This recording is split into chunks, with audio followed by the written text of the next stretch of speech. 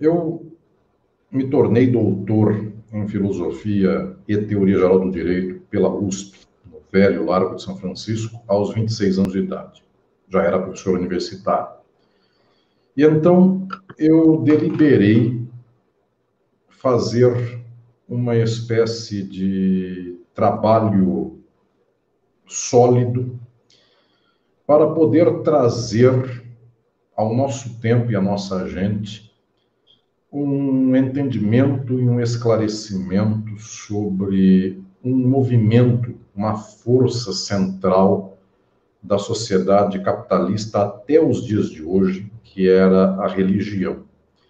E então eu escrevi a tese de livre-docência que depositei no Largo de São Francisco aos 28 anos de idade, que hoje é um livro que se chama Utopia e Direito. Esse livro vocês encontram por aí. Daqui a uns meses, inclusive, vai sair uma nova edição desse livro da editora Cartier-Latam do Brasil. Eu fui pesquisar e fui refletir sobre o fenômeno da religião e do poder e do capitalismo e da política e do direito a partir de um filósofo central do nosso tempo, um dos homens mais importantes do século XX, que foi o alemão Ernst Bloch, conforme dizemos. Ernst Bloch. Ernst Bloch é talvez o mais importante pensador da história a nos ensinar sobre a religião. E Bloch advém da tradição de Engels, portanto, aprendeu com estes textos de Engels diretamente, e um dia Bloch escreveu um livro que tem tradução para o português, foi talvez o primeiro livro traduzido de Bloch para o português há 50 anos, quase 50 anos, e o livro se chama Thomas Mintzach, Teólogo da Revolução. O professor Rubens, quando leu esta passagem me tocou muito, porque na história dos líderes religiosos da virada da Idade Média para a Idade Moderna, houve um religioso maravilhoso como não havia outro igual, um líder religioso fundamental. Ele se chamou Thomas Mintzach, e esse foi o teólogo da Revolução. Esta expressão Ernst Bloch cunhou para falar de Thomas Mintzach. Por que este homem foi maravilhoso? Porque naquele tempo em que estavam rompendo contra os horrores da igreja, que só tomava dinheiro dos ricos para fazer a pobreza sangrar, estavam rompendo contra tudo isso. Thomas Mintzach, ele fez efetivamente o que devia fazer um cristão, uma pessoa que tivesse o coração olhando para o servo pobre e dissesse: aquele servo é meu irmão, ele está morrendo de fome, mas ele planta o trigo e ele deve colher o trigo como ele colhe, e ele deve comer do trigo. Pois bem, o que fez Thomas Mintzach? Defendeu os pobres, dizendo: esta terra foi criada por Deus, o pobre trabalha, o pobre deve comer um prato de comida. O que fizeram os teólogos dos ricos? Eles disseram: não, esta terra é dos ricos, os pobres têm que morrer. E Thomas Mintzach dizia: mas não tem jeito de alguém ser cristão e achar que o pobre tem que morrer. E os teólogos dos ricos disseram: sim, eles têm que morrer. E os pobres, quando pediram uma carta a Martinho Lutero em favor da defesa deles pobres que passavam fome, Lutero deu a carta em favor dos ricos, contra os pobres, dizendo: Deus deu a terra aos ricos e não aos pobres. Pois bem, havia dois enormes teólogos naquele tempo. Thomas Mintzach, em favor do povo, em favor do coração amoroso e fraterno das pessoas, e Martinho Lutero, que defendeu os senhores feudais, os ricos. Thomas Mintzach foi perseguido, Martinho Lutero, os ricos disseram que ele era o teólogo oficial daquela leitura de mundo. E então, desde aquele período até hoje, a teologia se compraz e a teologia se afirma em defender a riqueza do rico contra a pobreza do pobre. Mas houve quem pensou o contrário. E Engels tanto sabia disso que foi estudar Thomas Mintzach, foi estudar essa gente pobre que naquele período estava se insurgindo contra a dominação religiosa. E não adianta se insurgir contra um pedaço da dominação religiosa para manter outro pedaço. Não adianta dizer simplesmente que a Igreja Católica vendia por lá indulgência e era contra a venda de indulgência. Se do outro lado eu defendo a explicação de mundo de que um rico é rico porque Deus lhe deu aquele pedaço de terra. É preciso se libertar de tudo isso. E Thomas Mintzer, teólogo da Revolução, desde lá até hoje, é um símbolo que nos cativa o coração. Não foi só ele. Muitos hereges na história foram os melhores cristãos. No entanto, eles foram perseguidos, eles foram chamados de hereges. Então, Ernst Bloch escreveu passagens notáveis, livros notáveis, para explicar como os melhores cristãos e as melhores cristãs são as pessoas perseguidas. Não são os que vendem em favor de dinheiro os poderes ditos divinos. E nos dias de hoje, quanta gente tem no mundo com um bom sentimento no coração, mas esse sentimento é levado a ser um sentimento de ódio contra o outro, porque diz, o outro não é da minha religião, o outro não tem o meu sentimento de mundo, a minha religião, o meu jeito de pensar. Então, efetivamente, o bom sentimento que você tem no coração, isto é louvável. Traga esse sentimento para mim, vamos caminhar juntos. Esse sentimento eu gosto, eu quero bem. Agora, o que não é louvável, o que é reprovável, é dizer assim, com o meu sentimento eu vou perseguir o outro porque o outro não tem o comportamento que eu acho que ele deva ter. Tacar pedra no outro, legitimar esta sociedade de exploração. Então, o dia em que nós formos evoluídos, o dia em que nós transformarmos o nosso tempo, não haverá mais pessoas que vendem em nome dos deuses poderes aqui na Terra.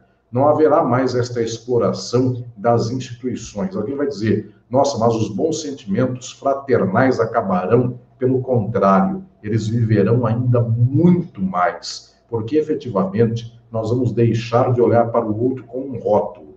Nós vamos começar a pensar racionalmente, cientificamente. Aí todas as tradições do mundo, elas se juntarão porque terão o que há de melhor nelas mesmas.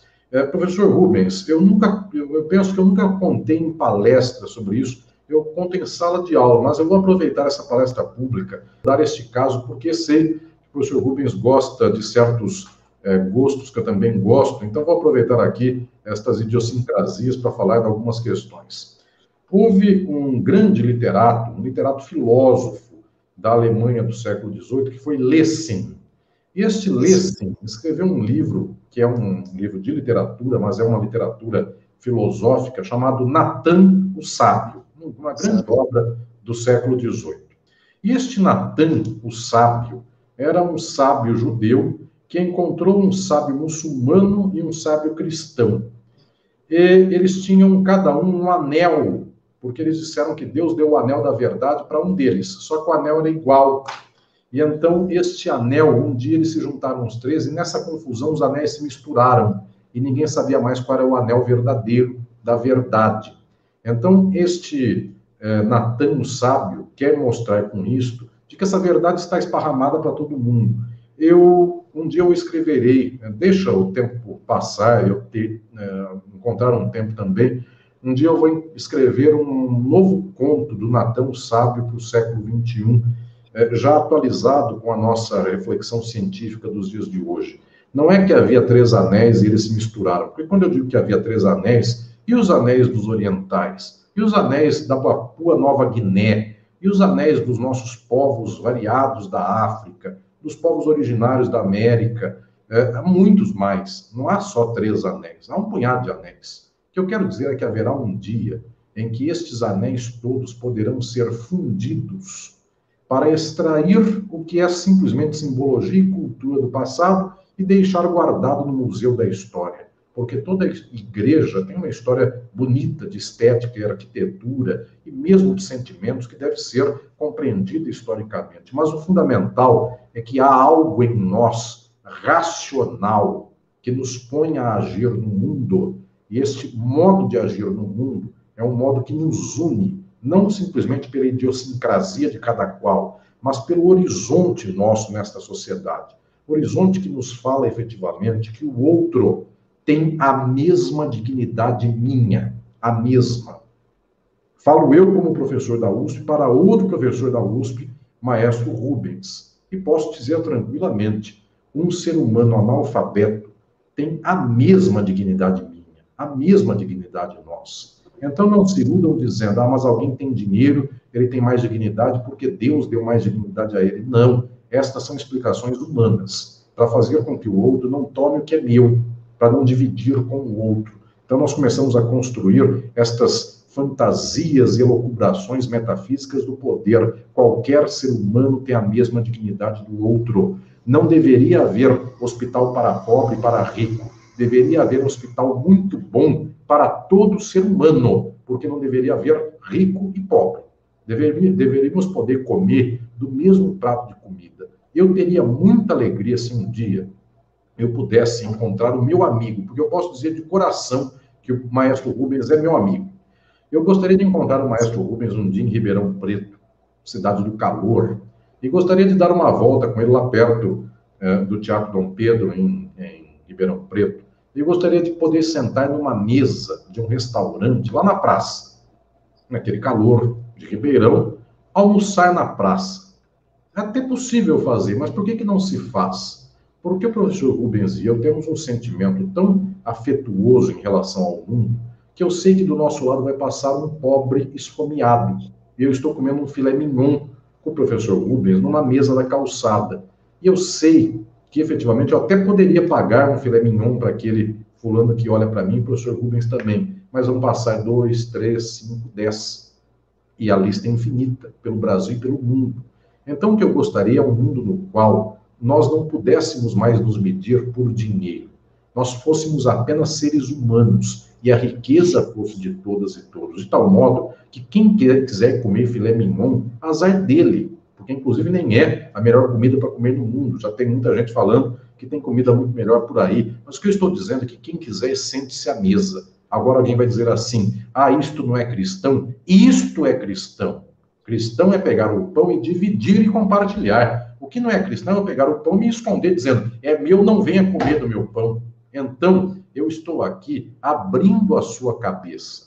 Porque você não é ensinado a isso. Você é ensinado ao contrário, que o pão é meu porque uma divindade deu para mim e para o outro a divindade deu a fome. Que divindade horrível é essa? Porque um pai de família que tem 2 filhos não faz assim. E um pai médio de família não faz uma coisa como essa. Então, o Ernst Bloch, um autor que eu estudei muito, muito especialmente, a minha tese de livre-docência foi a primeira e até agora a única tese do mundo sobre o direito em Ernst Bloch. O Ernst Bloch dizia, a gente precisa mostrar para esta pessoa que esse sentimento que ela tem no coração de fraternidade, esse sentimento cristão é socialista.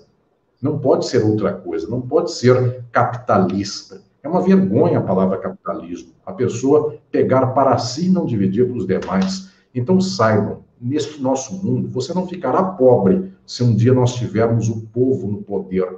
Você viverá melhor até, porque alguém tem bilhões na conta bancária. Imaginem o que seriam esses bilhões divididos para todos nós. Nós melhoraríamos de vida. Imaginem o que seria, maestro Rubens, se nós pudéssemos ter a orquestra, a USP Filarmônica, com 300 pessoas na sua orquestração. Nós teríamos apresentações de manhã, tarde e noite, e seria de porta aberta. Porta aberta tem que fechar por causa do som, mas escancarada para que as pessoas possam entrar sem pagar. Que mundo maravilhoso seria este, no qual todos os ribeirão-pretanos e os cidadãos do interior de São Paulo pudessem um dia frequentar a praça pública em Ribeirão, ouvir o maestro ao meio-dia executando uma composição com a USP Filarmônica, 12h40 ele sai da USP Filarmônica, lá no Teatro Dom Pedro, ele para numa lanchonete ou num restaurante, ele come, porque a comida é para todos, a arte é para todos. Então, eu não estou afastando você, pelo contrário, eu estou mostrando que a universidade, a ciência, o saber, a filosofia, eles são guias fundamentais para os dias de hoje. Porque chega de nós vivermos um tempo nesta ilusão opressora, como historicamente ela é, de dizer assim, o poder é dos ricos e nós devemos nos submeter aos ricos. Quem fala em nome das potestades, essa pessoa deve ganhar o dinheiro das outras. Eu estou quebrando com isso em favor da ciência. Nunca foi tão importante a razão como nos dias de hoje.